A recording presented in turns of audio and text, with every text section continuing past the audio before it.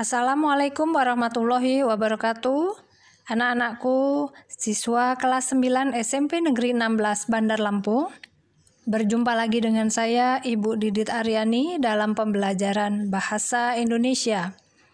Anak-anakku, marilah kita buka pembelajaran kita hari ini dengan mengucap Bismillahirrahmanirrahim.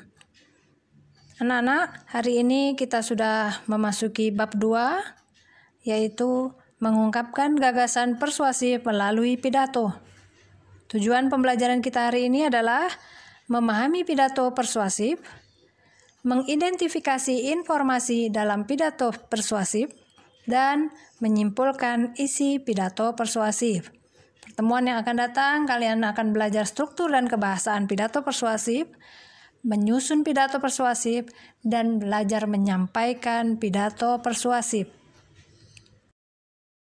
Pada bagian pemahaman pidato persuasif, kita akan belajar pengertian, jenis, dan metode pidato persuasif.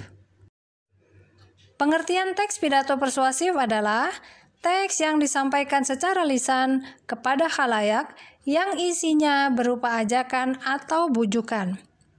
Sedangkan pengertian pidato persuasif adalah pidato yang bertujuan meyakinkan pembaca atau pendengar dengan menyajikan argumen dari sudut pandang si pembicara.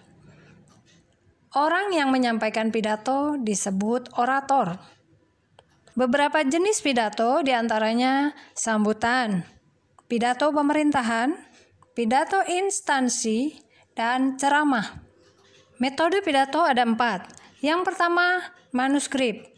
Artinya, seorang orator sudah menyiapkan naskah pidatonya dan membacakan pidatonya saat berpidato. Yang kedua, memoriter.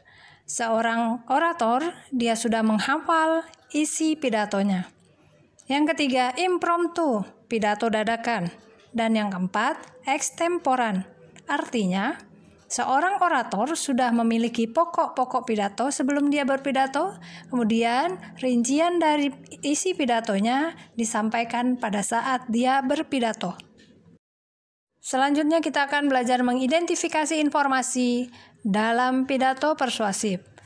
Yang pertama, kita akan belajar tujuan pidato persuasif. Yang kedua, menemukan informasi dalam pidato persuasif. Tujuan pidato yang pertama, memberikan informasi kepada pendengar. Yang kedua, meyakinkan pendengar. Ketiga, menghibur pendengar. Dan keempat, menggerakkan pendengar. Langkah-langkah menemukan informasi dalam pidato persuasif. Yang pertama, membaca atau mendengarkan pidato persuasif dengan saksama. Yang kedua, mencatat informasi penting dalam pidato persuasif yang dibaca atau didengarkan. Ketiga, menyimpulkan pesan dari informasi penting dalam pidato persuasif yang dibaca atau didengarkan.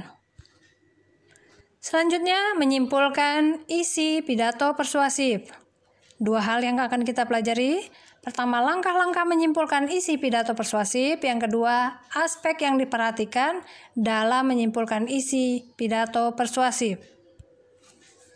Langkah-langkah menyimpulkan isi pidato persuasif. Yang pertama, memusatkan perhatian. Yang kedua, menyiapkan alat tulis, buku, pensil, dan ballpoint. Yang ketiga, mendengarkan atau membaca pidato persuasif. Yang keempat, mencatat pokok-pokok pidato yang berupa informasi ketika sedang melihat atau mendengar pidato. Kelima, menyimpulkan isi pidato persuasif yang didengar atau dibaca. Yang keenam, menuliskan simpulan pidato persuasif dalam beberapa kalimat. Aspek yang harus diperhatikan dalam menyimpulkan isi pidato persuasif adalah simpulan harus memuat pokok isi pidato. Yang kedua, simpulan tidak menyimpang dari isi pidato. Dan ketiga, simpulan bukanlah komentar, melainkan ringkasan isi pidato. Demikianlah penjelasan tentang pemahaman pidato persuasif, identifikasi informasi dalam pidato persuasif, dan simpulan isi pidato persuasif. Jika ada hal yang belum kalian pahami, silakan kalian mengajukan pertanyaan melalui portal belajar SMP Negeri 16 Bandar Lampung, akun Bahasa Indonesia kelas 9 FGHI Bu Didit di kolom komentar, atau bisa melalui WhatsApp group. Setelah itu, silakan kerjakan tugas yang telah Ibu siapkan di portal belajar SMP Negeri 16 Bandar Lampung. Kerjakan dengan cermat dan penuh tanggung jawab. Assalamualaikum warahmatullahi wabarakatuh.